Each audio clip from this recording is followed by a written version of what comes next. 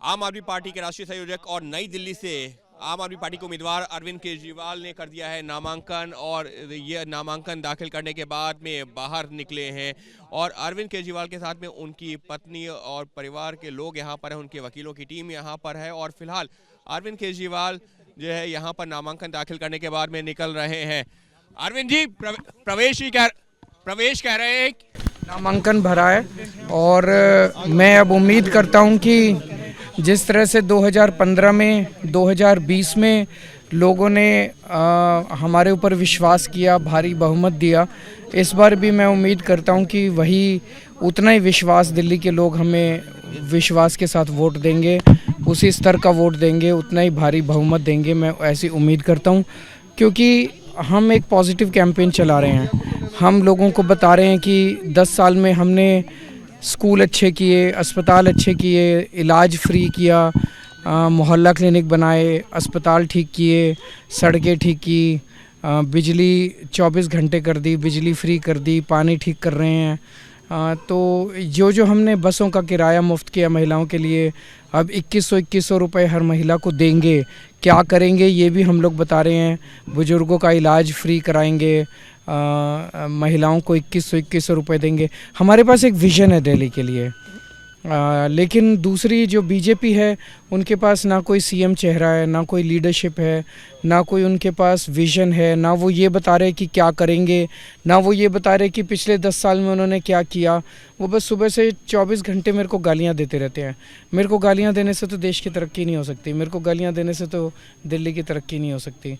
तो जनता तो देख रही है, जनता उसी के हिसाब से वोट उनको। जूते अगर महिलाओं को पहना है तो उसमें गलत क्या? उनका कहना है कि अगर किसी के पैर में जूते नहीं है पहना दिए तो उसमें गलत क्या? मैंने तो कहा नहीं, मैं तो ये कह रहा हूँ कि उनको ये लगता है कि एक जोड़ी जूते देके लोगों में जूते बांट रहे हैं, वो जैकेट बांट रहे हैं, पैसे बांट रहे हैं।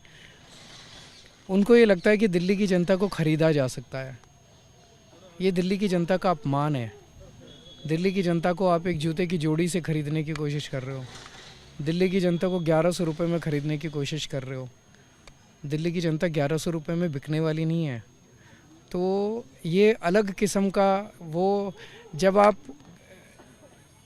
5 साल 10 साल कुछ काम ना करें, चुनाव के 1 महीने पहले आके आप वहाँ की जनता में आप सोचें, आप खुलेआम कह रहे हो कि मैं तो पैसे से ख़रीद लूँगा लोगों को, तो आप इस तरह की बातें करें तो फिर जनता देख रही है, जनता जवाब देगी। कितनी उम्मीद कर रहे हैं सर? पिछला 62 थी, कितनी मान रही है सर? पिछला 62 आई थी, कितनी बात मानी सर? पूर्ण बहुमत आएगा, अच्छा बहुमत आएगा। लेकिन वाल्मीकि वोट कटवा रहे हैं, वो प्रवेश ऐसा चुनाव आयोग में शिकायत भी दी है, तो चुनाव आयोग इस पे जांच करेगा।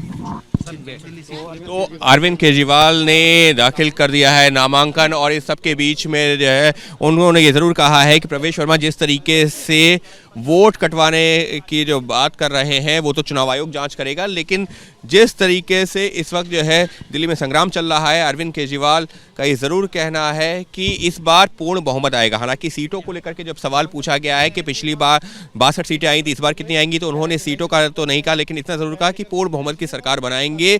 और प्रवेश वर्मा वोटों को खरीदने की कर रहे हैं कोशिश, एक बार फिर उसी बात को दोहराते हुए अरविंद केजरीवाल नामांकन के बाद।